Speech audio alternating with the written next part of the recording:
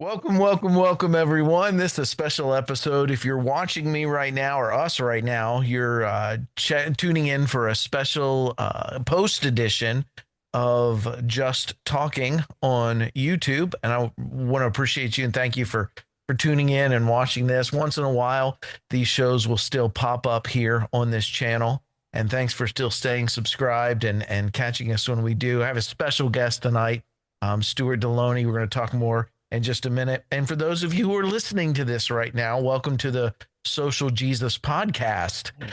This is if you're new here, this is a podcast where we talk about the intersection of faith and social justice and what a first century story of a Jewish prophet of the poor might have to say to us today in our work of love and compassion and shaping our world into a more just home for everybody.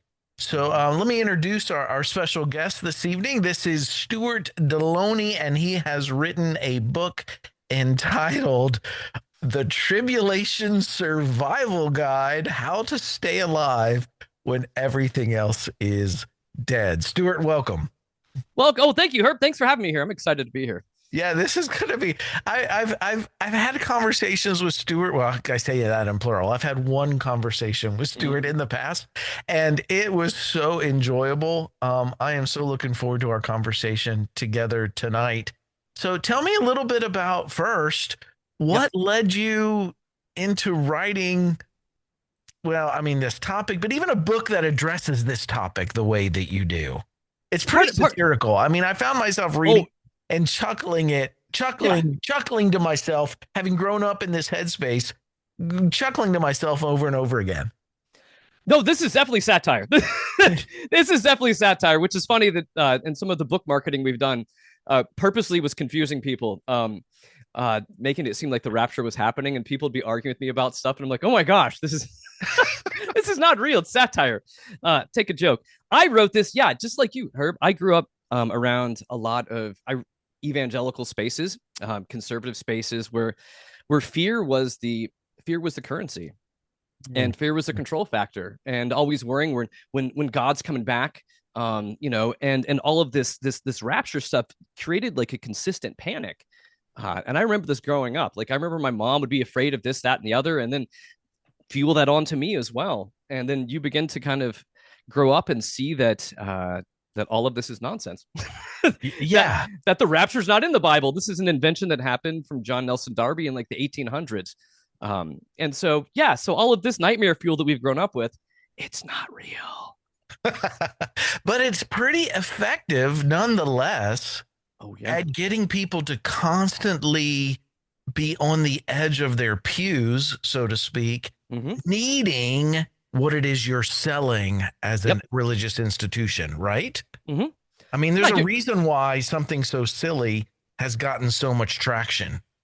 Oh, absolutely. I mean, you've just described, what was it like? You sounded like the church is a drug dealer. We got to keep you coming back for more. We need to, I mean, that's kind of what it sounds like in this. And fear sells. Fear sells. And if you can be the one that is giving people certainty in a world that is full of uncertainty, which ours is all the time, when you can give people absolute certainty, it makes them feel comfortable, and it gives them a place where they feel like they can kind of belong, even if that certainty is insane. It's still certainty. So when I was going to college, I spent a few summers doing door-to-door sales, selling Bible books.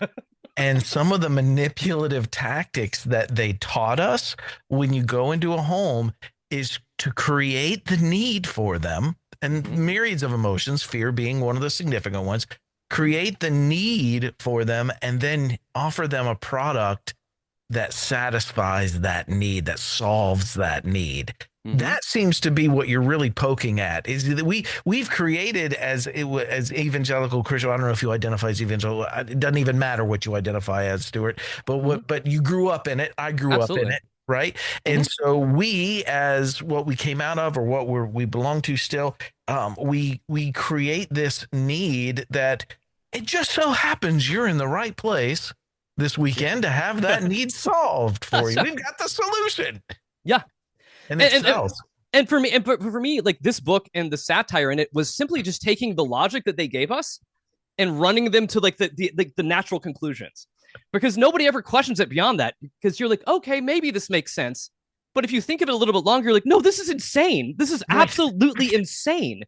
And none of this has to do with Jesus. None of this has to, it's all a distraction to the ways of Christ. It is always a distraction to the ways of Christ. I want to make sure we circle back to what you just said, because we are a ministry that is, again, very passionate about helping people discover the intersection of faith and whatever area of justice activism that they are passionate about. And one of my primary objections to most, I would say 99.9% of these end time, whatever theology is, whether you're post-trib, pre-trib, rapture, millennialist, whatever you are, it always seems to function in a way that creates passivity among those who are seeing suffering and pain and injustice in the world and saying, there's really nothing we can do. You just got to wait for Jesus. It does, because the passivity is there because we're too busy like arguing with the folks that are like, I'm pre-tribulation, I'm post-tribulation, I'm the writer one of all of this nonsense. It feels like we're arguing over like Star Wars versus Dune in this situation. Because it's not, because it is nonsense. And this is one of the things. This isn't the reason I wrote the book, but it's something that's come out in my brain of like, I think why I wrote the book. I remember when I was being ordained, lifetime ordination in ministry.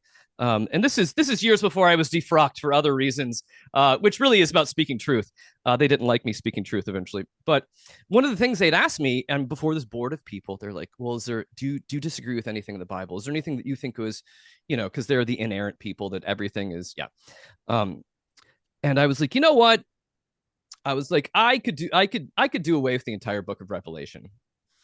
And they were just like, and I was like, well, tell me, has the book of Revelation ever drawn people nearer to Christ in a way that that made them look at the world around them in a self-sacrificial way? Did it make them go into their communities more and care more about those around them? No, it's X-Files, it's sci-fi. It makes people look away. It makes people obsessed with things that have nothing to do with reality. And Jesus was all about reality. Jesus was all about bringing heaven on earth here and now, instead of having like an escapism idea to your own like theology and hoping you catch the last trolley out. Yeah. Right. Because it messes up your worldview. It messes up how you look at others. If you think you've got the last trolley out, like you said. One of my favorite things in this book it is over and over again. I bumped into this, Stuart, of what to do if you are left behind. That is so hilarious to me of a thought. I mean, if you take it, as you said, literally to its furthest logical conclusion, you've got these survival kit. Like, what if you miss that last trolley? What do you do? What do you do? And you've got the survival guide, right? I mean, it's a book. It's telling you how to do this, man. This is how you do this. If you're the one that is left behind, church or no church, man, this is how you make it. This is how you make it in the new world.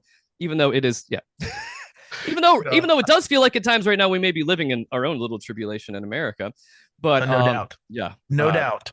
But I think sometimes it's helpful for those of us that have been through trauma.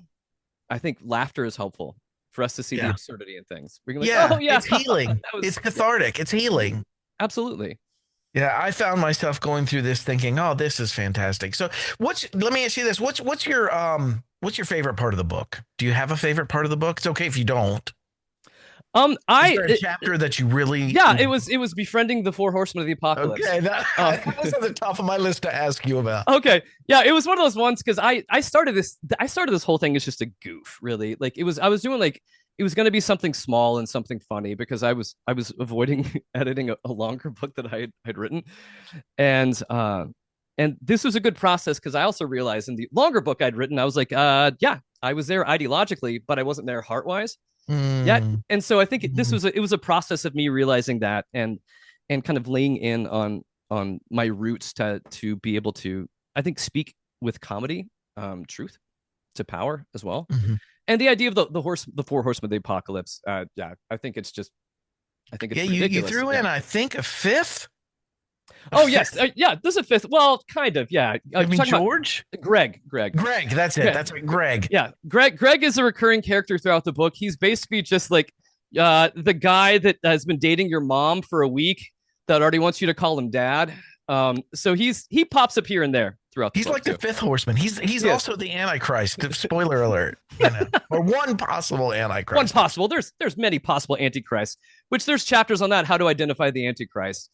And it's satire, but I also throw in a bunch of like historical stuff where people have No, predicted this crap forever. yeah, And I come from but so on my mother's side, on my father's side, we were Presbyterian.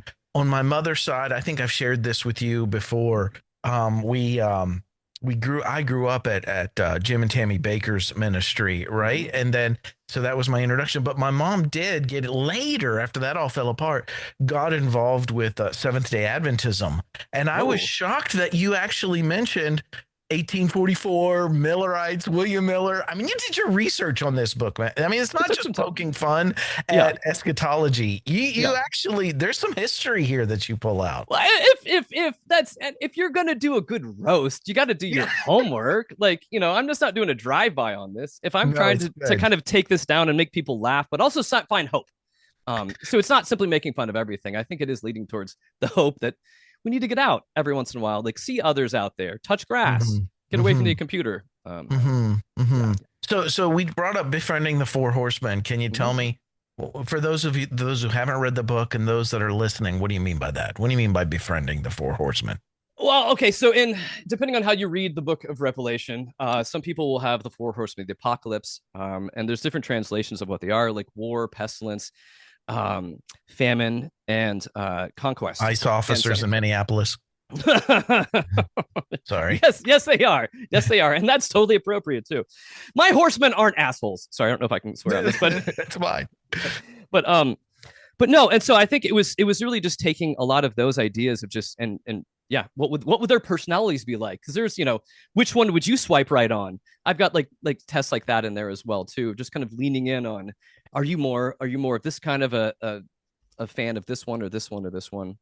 But yeah. For those of you who are listening to this right now or watching this, let me just say that what you just saw Stuart do is just a window into how incredibly creative this book really is. I mean, when he just said, which one of these would you swipe left or swipe right? I don't know what direction you're supposed to swipe, but it's right if you like them. Right if you like them. So which one would you swipe right on? That kind of tie-in.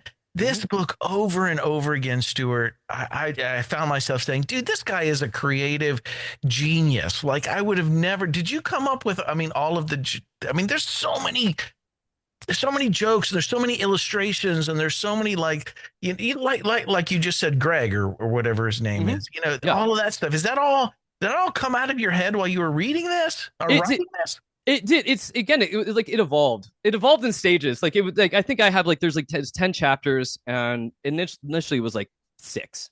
And then like I would have a friend read it, and they're like, no, like you have to get the progression right, my friend. And then to be like, before this, and I'm like, okay, I'd work on that. And then eventually just me roping into kind of goofing fully on Revelation, the book of Revelation. Like each chapter begins with a different vision that I had. And so it's all like a current of these visions that I had, which are not real, but they're all super like sarcastic and how they're written. And so sometimes it was just kind of like layering it. And then other things people would read it and I'd talk to folks about it and I'd layer more. And, to the point where you have an appendix and a glossary in the back and recommended readings of nothing that's real. It's all made up things. But no, I wanted my initial idea was I wanted some people out there to be able to read this and think it's real. On like good satire, not everybody. But I want the people that were in on the joke. I hope that they'd be on it. But I was also hoping at some place there'd be people that'd be like, what is this? So tell me about celestial economics. What's that? That is so we get into anything from like different kinds of crypto that is happening in the New Jerusalem and everything else like that. We're Bible coin or Bible coin, BIBL coin. So there's different kinds of coins. We get into different things like heavenly bureaucracy about just how hard it is to have a job and keep jobs in the new millennium, because it's super bureaucratic in heaven. Like you have to have all the forms signed and everything else like that. So I did. Totally lawful good for anybody who does RPGs. Oh, It's totally absolutely. lawful good. Yeah. And so just it's all of this kind of stuff, but it still relates somehow back to stuff we've been fed, even though it is ridiculous. I wanted to give it a world of its own, the Yeah. insanity, and What it you seems did to. was you fleshed it out. And when you did that, when you took it literally and fleshed it out, you really do begin to see two things, three things really, how silly it is, uh, Mhm. um, how harmful it's Yeah, been, and how again pacifying it has made us yeah. as Christians living in the world. We're just focused on the wrong things. It's given us Stuff. permission to not focus on the right Yeah, things. right. Exactly. Exactly. Yeah, Exactly. Exactly. which is It's which like is when you sad. write this book instead of Yeah. writing the other book you're supposed to. It's kind of like, when you're anyway. Mhm. Talk to me about Prophecy for Dummies. Prophecy. We have there, yes. So it's going through anyone that's been around prophecy before. So we have certain things that are like Mad Libs, because again, most prophecy is See, like that's what I'm Mad talking Libs. about. There is so much Yeah, creativity yeah. in this. Like, who would have thought to combine Mad Libs with the Book of Revelation? I Mm-hmm. just think you're a genius, Stuart. It's just genius writing. I Well, I mean, appreciate it's that. Yeah. satirical genius is what it is. It's hilarious. I will tell you this also, Herb, to note to your listeners. I do know for a fact that there is not a sequel, but we have a companion book coming out with it. I have it's a coloring book, which I have made. I've made a coloring book. It should come out in the next month or so from my publisher, but it takes all of the different tribulation scriptures, and depicts them quite literally, but like kind of like for children, but also kind of grotesque. So kind of gallows humor to where, like, and the And then lamb. you can color them. Yeah, because it's like, and the lamb opened up the fourth seal, and it's like a little cute lamb that's like cutting open a real seal, and it's sad, but it's also like, oh, it's a kid's book. But it's also gross. Um, and but this is kind of like the vengeful God. Oftentimes they would use from Mm-hmm. Revelations, and it was Mm-hmm. always very gross and bloody and suffering and all of this stuff, and had nothing to do about loving others and embodying really just the ways of Christ. Like you talk about social justice and the things that matter about getting your fingernails dirty and Mm-hmm. giving of yourself in culture that desperately needs us to show up right now. Mm-hmm. Yeah, that's what we need. This book just makes fun of those that aren't focusing on that right Sure, now. Yeah. sure.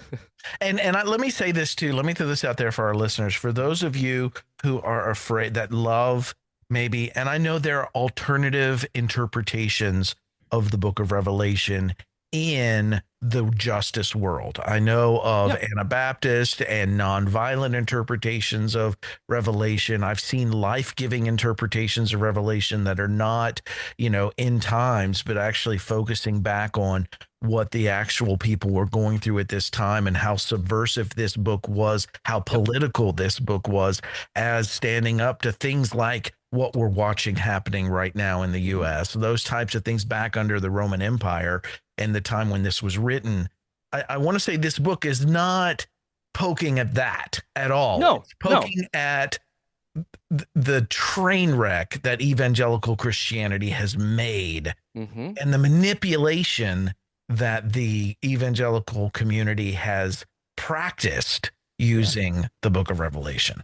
Oh, absolutely. Because you're right. Like anyone who ever grew up watching A Thief in the Night, or things like Left Behind and all of that stuff, none of that Right. is biblical. The way I read the Book of Revelation from someone that has been in seminary and studied it, not just from an armchair theologian, this did happen. It was a style of writing during the time. Apocalyptic writing was a way to be able to call out empire. It was a Yes. style of Yes. writing to call out empire. And if anything this was just saying this is what is going to happen to empire. And it did. Right. Right. And so it was more cultural right then and there than it was about, like, for us 2,000 years later being like, how can we, like, I mean, because at some point, to be honest, you mentioned Seventh-day Adventists. I mean, people that obsess with this, you end up sounding like the folks that evangelicals would make fun of, which would be Mormons, Scientologists, all these other escapists that we're going to go to another planet, we're going to another place type of stuff. You start sounding just like them. Absolutely, absolutely. And but again, none of it has to do with fighting empire, fighting against the systems that oppress people, which what Jesus was all about. When Jesus talks about when Jesus even trying to talk about like the temple falling and other things of that nature, he's trying to tell them these systems will fail you. But the way that we're going to bring about change is bringing about heaven on earth now. Sacrifice now. This isn't Not about getting power. ready for a rapture. Yep. Not preparing to leave, preparing to be very deeply embedded in a place that is ours to live in. Or sorry, Jim Baker, not selling food buckets. Yep, not selling food buckets. Yeah. Oh, absolutely. And God. I mean, that's doing kind of the same thing. It's taking this stuff literally to its furthest logical conclusion, but still believing in it rather than writing a satirical survival guide for it. Yeah, but the reason Jim Baker's selling those buckets is a lot more insidious. It really is. They know their BS. And they are making money off people. They are grifters, and I talk about that a bunch in the book as well too. I mean, it bothers me too, because I grew up with a parent also that paid a lot of attention to folks like Jim Baker, and sent money to folks like Jim Baker, and those types of grifters or prophets, which we still have today, have nothing to do with Christ. They have everything to do with just making money off folks, kind of like people in our government are doing right now too. Yeah. So you're touching on another chapter, false prophets, real problems. Talk to us about that a little bit.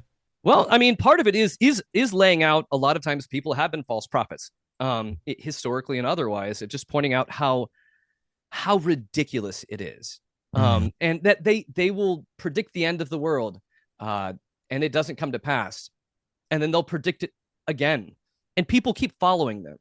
They keep falling for the same thing. It makes me feel like this Tuesday, not last Tuesday. Absolutely. So either the person that's predicting this has a set of balls on them, and also the folks that are following them somehow don't care that they're being duped over and over again, because I guess it's comforting to at least feel like that you think at least I know the world's going to end, and all these other people out here that say I'm crazy, they don't know anything, which really just sounds like cult behavior. Yeah, it's above my pay grade, but to figure this out, but I do wonder what it is inside of those that are incredibly vulnerable to this stuff. What is it that it's triggering that causes them to just keep signing up over and over and over again? Like this time, it's for real. It's like Charlie Brown in the football. You know what I mean? It's over and over and over again. But they'll sign up tomorrow if you offer them another date. I always wonder this, and I have an article coming out about this, which is a little mean. And at some point, I feel like if you get grifted over and over again, you become part of the problem. Like at some point, you're feeding the beast, and at some point, you've probably had you're sustaining the system, and at some point, you've seen something that made you in your mind question. But it was easier to stay where you're at than it was to challenge it, or it was easier than to admit that you were wrong than to look a different way. Because I think being in a system that's insulated it's comfortable. Yeah. And you're around a bunch of people that say, you're right all the time. You're right. Yeah. Oh, I feel so right. I'll pray for my neighbors because I'm judging them, but I'm certainly not going to help them. There's a superiority. For sure there. Absolutely. So how about this where the book lands? Give us some, where does the book land? What does it leave you with? It eventually tries to leave you in a place where it's saying that, not expressly this, but it's saying is that after we've been through all of this, so it kind of takes you through like the tribulation, then it takes you through to a point where, well, some of you may be in hell, and here's what you deal with in hell. I appreciate the furniture selections. It is how to accessorize in hell, like how, DIY stuff, and then it takes to others like, what do you do if you're in heaven?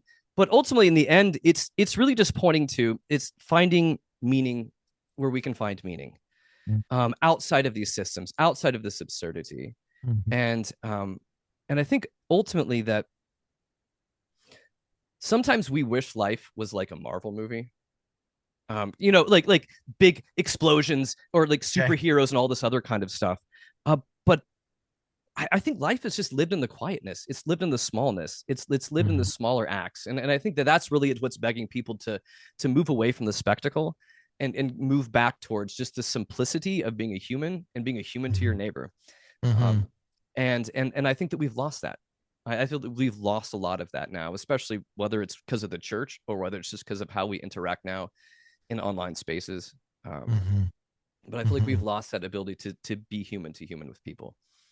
So let me push back just a little and Mhm. pry just a little because I hear Oh no. the voices of my listeners as well, Yeah. right? So I Mhm. hear what they're going to say. What Mhm. gives us the right? And I know how I would answer this. I'm not Mhm. putting I'm not saying No, you're wrong. I'm just no, saying, no, Herb, say it the right way. Stuart, okay, what gives you the right? what gives you the right to make fun of other people's religious beliefs when we wouldn't do this to Muslims or Hindus or, Mhm. or any other type of, religion?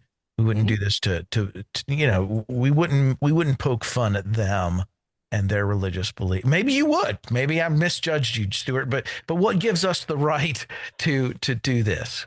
I feel like there's a in the book there's a part of making fun of the systems Okay. and making fun of the power structures and not making fun of the people. So Okay. I think Okay. there's a difference between those two things too. I think what gives me the right to do it because I want to, but also because I feel like I've been through the system. I feel like I've grown up in it. I grew up in conservative evangelical circles. I've been around crazy charismatic stuff that doesn't make sense. I've been a Mhm. pastor for over 20 years. I've been ordained and I've been defrocked in the process as well. I was defrocked for, they wouldn't exactly tell me.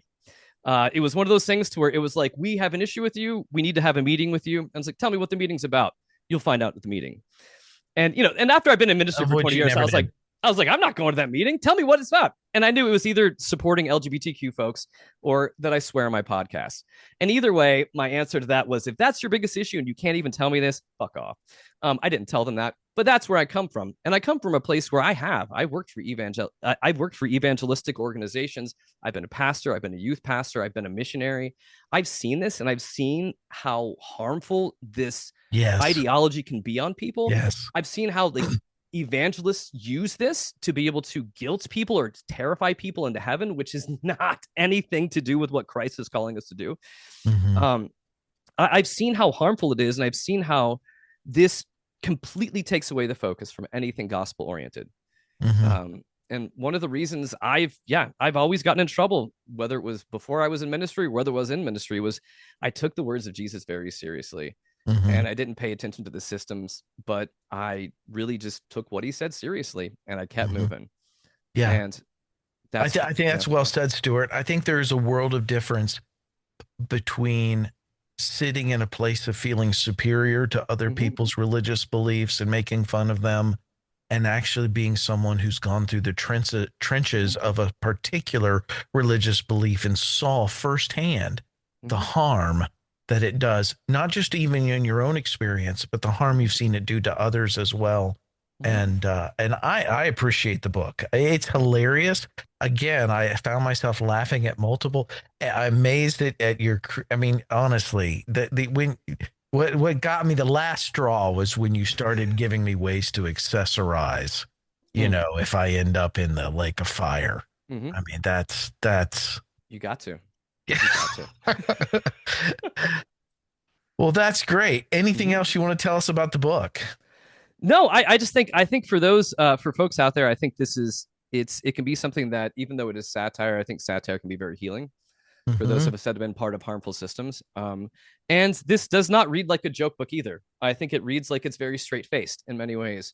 It Yeah, was it meant to be is kind of a deadpan. It yeah. is deadpan. Like I'm reading this and you suck me in, and then all of a sudden, bam, there's the humor, and I realize it again. Mm-hmm. It's And good satire. well, thank you. That's what I was going for. But yeah, I think that there's a love, there's a deep love at the mid at the heart of all of this as well too, for people to realize that they are loved, that they are Mm-hmm. okay, and that the Mm-hmm. world is not going to end, and that there is more for us here and now than there is for us looking elsewhere. And if any people if people are following the ways of Christ, they say they're a Christian or just love the teachings of Jesus, we look at the way the world is today, we look at the way the United States is today, we need more people that are willing to be radical and loving and sacrificial and doing the things that actually matter. um, and this book of satire is making fun of and pointing out the things that don't matter. and that take away from those simple teachings and simple actions of Christ, what he calls us to do. Yeah. So there is a huge temptation Mm-hmm. to um, to live so heavenly minded that you're no earthly good, right? Mm-hmm. And end time events fuel that kind of a mindset. It They does. fuel that kind of distraction where you can feel like you're practicing fidelity to your belief system while you're doing nothing to engage the world around us in the terms of justice and compassion and helping the world be safe for others. When I look at the Jesus story today, and Jesus was all about we never see Jesus going around the countryside getting people to ready to get out to escape. He's always calling his followers to follow him and to engage, take up their cross, flip the tables, mitigate the harm that you see going around you, being a source of life, being a source of healing, being a source of resurrecting life. And that's one of the things I appreciate about the most about this book is that it really does.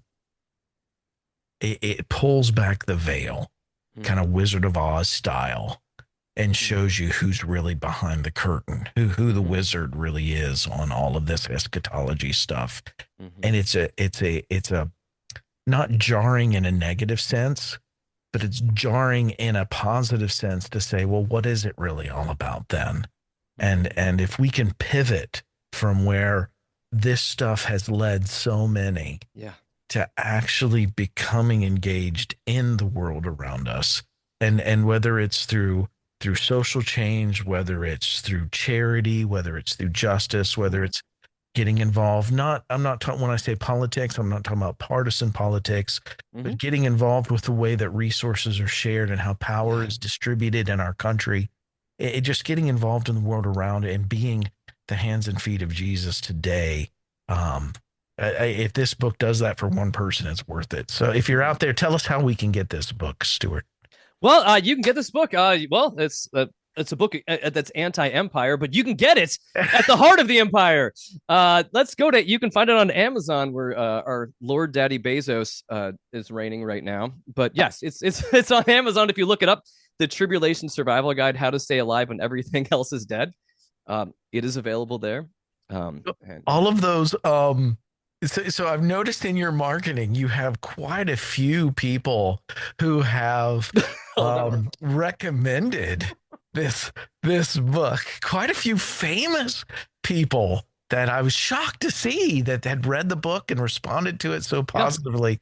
Let me ask you this: Has anybody called you and said, "Hey, you can't do that with my name yet"? No. It clearly says non-endorsement across the center of it.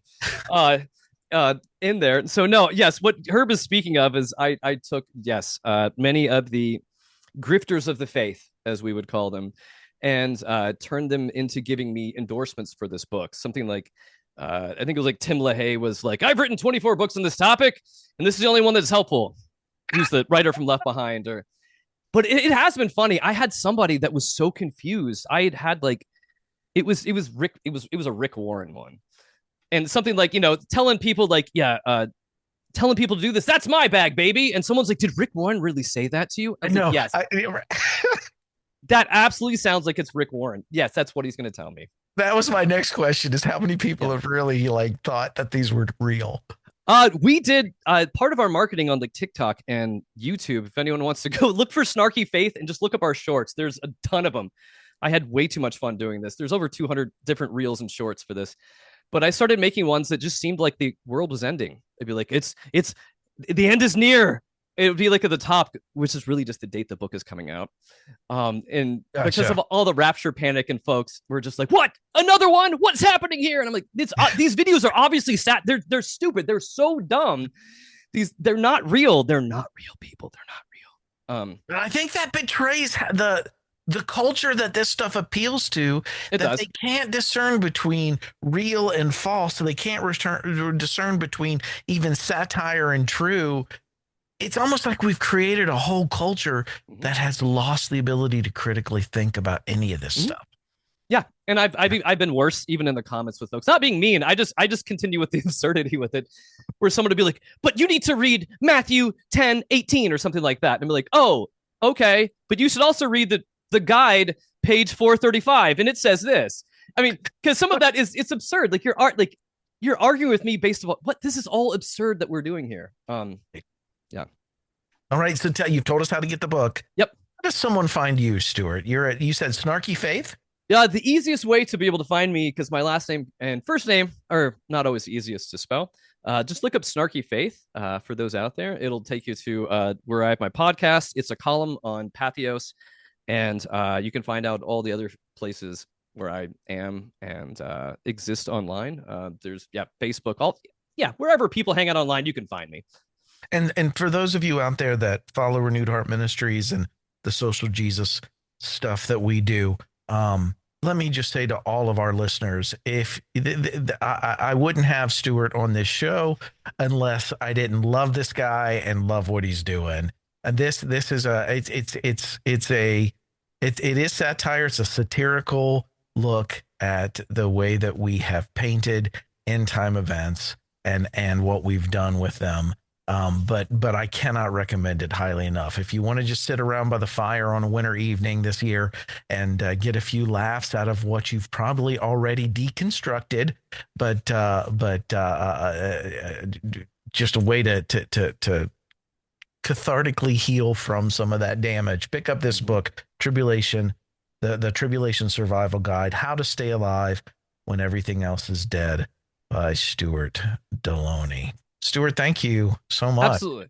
Yes. And Herb, if anyone is mad at you about this, we can just blame it. I was either a grifter or a prophet that weaseled my way into this place. Herb is a wonderful human being, and he would never do anything bad. So if anyone is offended, it is all on me, and I'll take it. That is the king of satire right there. That's it. I love it.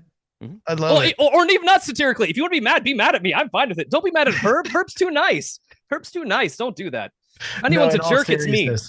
In all seriousness, you can be mad at me over this book too, but I love it. I love it. Stuart, I think you've done a great job, and I recommend it highly. So thank you again for being on the show, Stuart. Thank you guys for tuning in. Thanks for listening. Thanks for watching, and check back in with us periodically for videos, or go to the Social Jesus podcast. You can find it on all major podcasts, and sign up, subscribe.